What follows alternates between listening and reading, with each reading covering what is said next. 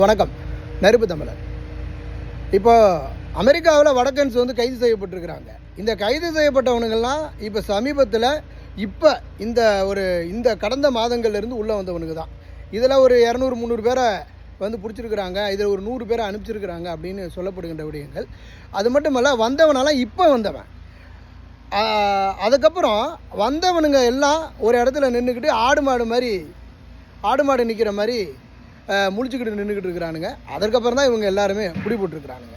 அதனால் இவங்கெல்லாம் வேலை செஞ்சுக்கிட்டு இருந்தவனை அரசு தேடி பிடிச்சிச்சு அப்படின்னு சொல்லப்படுற விடயங்கள் முதல்ல தப்பு.